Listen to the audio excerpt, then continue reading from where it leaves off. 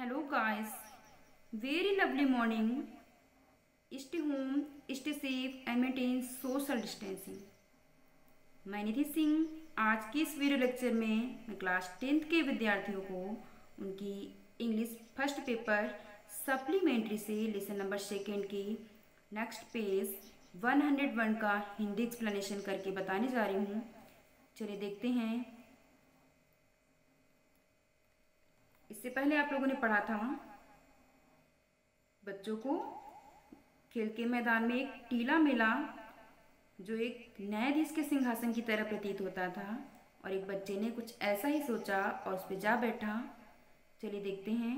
उसके बाद उसने क्या किया था, स्वयं को यानी अपने चेहरे को गंभीर रूप में परिवर्तित करके एक न्यायाधीश का पार्ट अदा करने के लिए गंभीर हो गया। उसके आगे देखते हैं। Others saw the fun at once. अन्य बच्चों को यह मजाक के रूप में लगा, दूसरे बच्चों ने इसे मजाक समझ लिया। एंड विस्परिंग अमंग देमसेल्व्स, और आपस में कानाफूसी करने लगे। विस्परिंग कानाफूसी करना, अमंग देमसेल्व्स आपस में। क्विकली शीघ्र ही picked up some quarrel, शीघ्र ही एक झगड़ा उत्पन्न किया। एंड appeared before him, और उसके सामने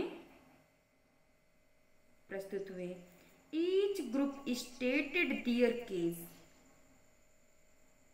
प्रत्येक समूह ने अपना पक्ष प्रस्तुत किया। That a certain field was theirs, कि एक निश्चित एक अमुक खेत उनका था। Another saying, दूसरा कहता that it was not, कि वो उनका नहीं है। And so on, इसी प्रकार वार्तालाप जारी रही। They all wanted him to settle the dispute. They all wanted, वे सभी चाहते थे। हिम, उससे, टू सेटल द डिस्प्यूट, कि वो उस झगड़े का निपटारा करे, अर्थात वे सभी उससे झगड़े का निपटारा चाहते थे। बट नाउ, लेकिन अब, ऑल ऑफ अ सडन, अचानक, a strange thing made itself felt, एक विचित्र बात स्पष्ट रूप से दिखाई पड़ने लगी। द बॉय, वो लड़का, हु अपीयर्ड सो कॉमन, जो साधारण रूप में प्रतीत हो रहा था। Before he set down on the mount, उस टीले पर बैठने से पहले। लुक्ड सो डिफरेंट नाउ, अब वो बहुत अधिक अलग यानी बिल्कुल भिन्न दिखाई देने लगा। He had become grave and serious, वह गंभीर हो गया। And his tone and manner were so strange and impressive that the rest of the boys were a little frightened. And his tone,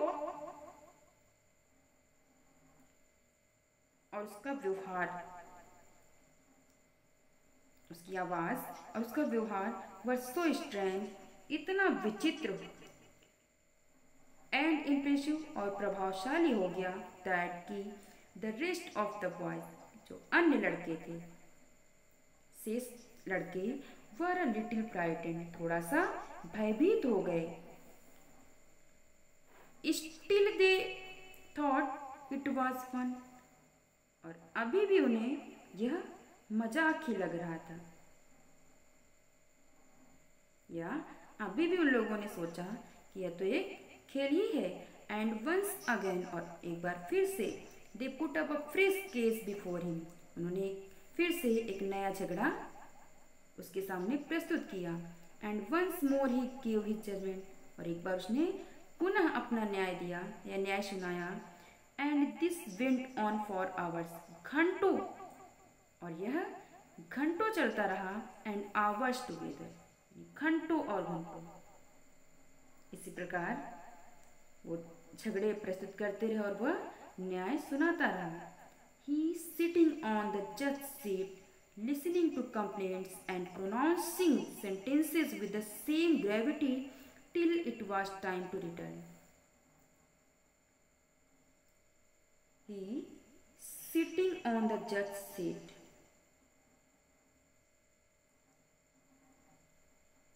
वह न्यायाधीश के स्थान पर बैठकर लिसनिंग टू कंप्लेंट्स, उनकी शिकायतों को सुनकर, and pronouncing sentences with the same gravity, और उसी गंभीरता से अपना फैसला सुनाता रहा till it was time to return,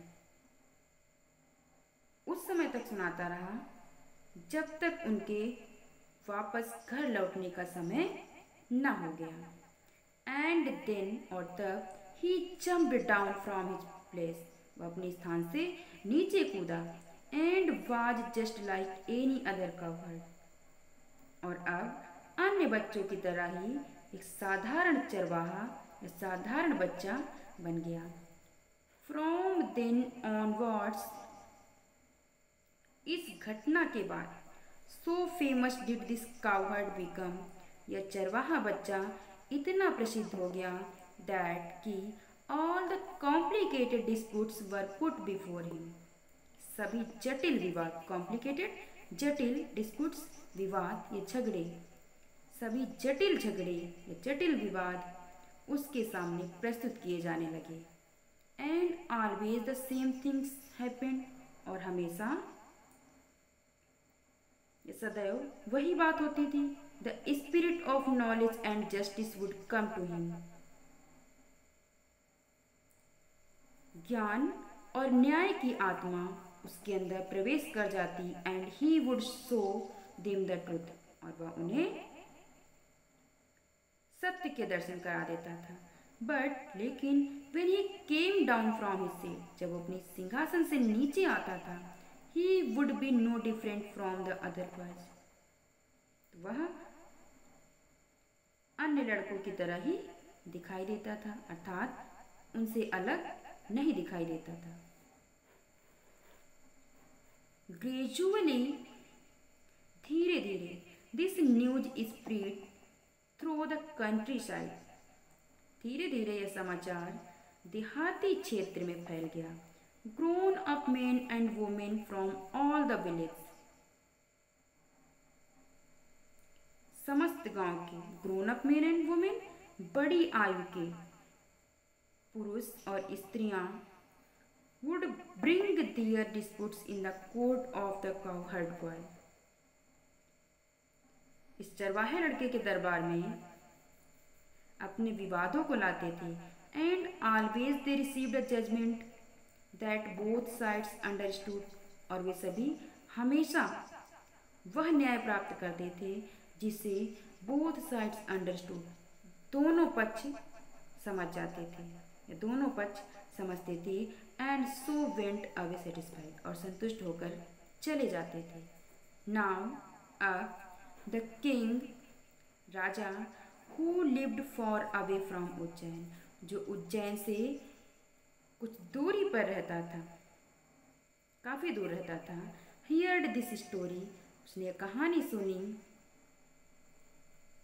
will, अच्छा, ही सेड, उसने कहा, that boy must have definitely set on the judgement seat of Vikramaditya, उसने सोचा कि वह लड़का, दैट बॉय, वह लड़का, मस्ट हैव डेफिनेटली, अवश्य, निश्चित रूप से, set on the seat of, on the judgement seat of Vikramaditya, Vikramaditya के न्याय सिंहासन पर बैठा होगा। The king's guess was correct, राजा का अनुमान सही था। As the ruins about the meadows were once Vikramaditya's palace, क्योंकि ruins about the meadows, चरागाह के आसपास के जो खंडहर थे, वे एक बार या कभी विक्रमादित्य का महल था। If just sitting on the mount brings wisdom and justice to the shepherd boy, he thought, उसने सोचा कि यदि टीले पर बैठने से उस चरवाहे लड़के के अंदर बुद्धिमत्ता और न्याय की प्राप्ति हो गई या होती है। Let us dig deep and find the judgement seat. तो हमें उसे गहरा खुदवाना चाहिए और न्याय सिंहासन का पता लगाना चाहिए।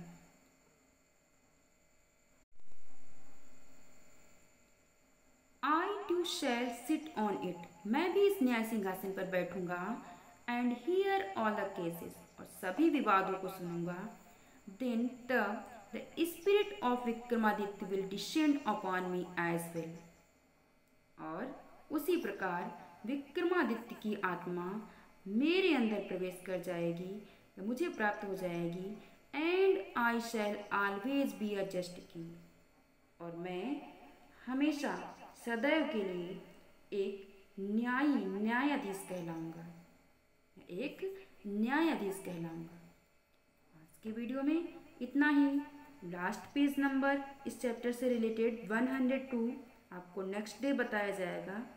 इससे रिलेटेड जो भी एक्सरसाइजेज आपको दी जाएंगी, सभी लोग जैसा कि आप पर डे करते हैं अपनी रफ कॉपी पर सॉल्व करेंगे और उसे अपने होमवर्क ग्रुप में अवश्य सेंड करेंगे। Thanks, bye bye, take care, have a nice day to all.